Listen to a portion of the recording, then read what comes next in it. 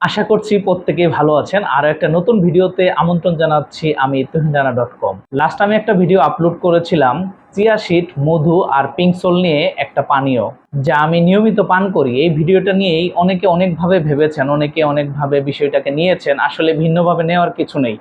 মূলত এই পানীয়টা হচ্ছে একটা সুপারফুড, যা আমি নিয়মিত পান করি এবং এখান থেকে ভালো একটা উপকার পাচ্ছি বিধায় আপনার সাথে শেয়ার করেছি। এর বাইরে আর কিছুই না, এটাকে ভিন্নভাবে নেওয়ার কিছুই নেই। চিয়া সিড সম্পর্কে অনেকেই জানেন না। যারা না জানেন তাহলে গুগল করে দেখতে পারেন চিয়া সিডের উপকার কি।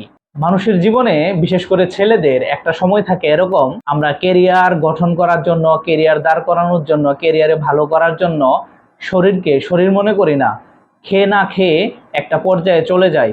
যখন গিয়ে ভালো একটা কেরিয়ার হয় তখন দেখা যায় বিভিন্ন রোগ শোক আমাদের শরীরে বাসা বাঁধে। তখন যে টাকাগুলো ইনকাম করি সেগুলো আবার শরীরের পিছিয়ে খরচ করি।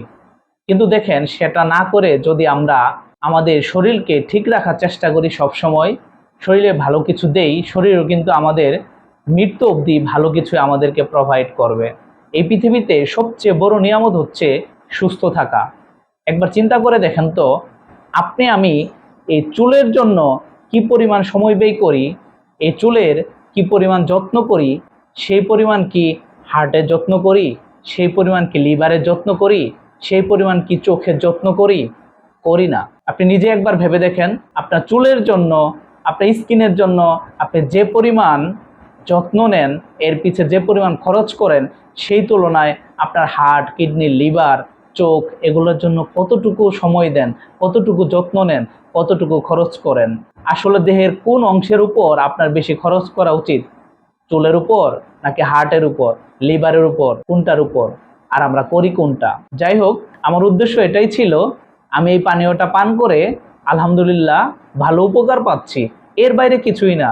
আপনারা যারা বিভিন্নভাবে বিষয়টাকে ভেবে দেখছেন, একটা সপ্তাহ এটা পান করে দেখেন, 15 দিন পান করে দেখেন, 1 মাস পান করে দেখেন, আপনিও আমার মতো এরকম বলতে শুরু করবেন, না আলহামদুলিল্লাহ এই পানীয়টা পান করে অনেক ভালো আছে। মাঝে মধ্যেই শরীর ভালো রাখার কিছু টিপস আপনাদের সাথে শেয়ার করব। আপনারা ভিন্নভাবে বিষয়টাকে নিলেও আমি শেয়ার করব। কেন শেয়ার করব? এর আগেও আমি বলেছি, আমি যে জিনিসগুলো আমার ব্যক্তিগত জীবনে অ্যাপ্লাই করে আমি ভালো আছি এবং ভবিষ্যতে ভালো কিছু করতে পারবো, এই বিষয়গুলো আপনাদের সাথে আমি মূলত শেয়ার করি। বিষয়টি আপনাদের ভিন্নভাবে নেওয়ার কিছু নেই। সুস্থ থাকার চেষ্টা করবেন, নিরাপদে থাকার চেষ্টা করবেন, সেই সাথে অন্যকেও ভালো রাখবেন। কথা হবে পরের ভিডিওতে ইনশাআল্লাহ। আল্লাহ হাফেজ।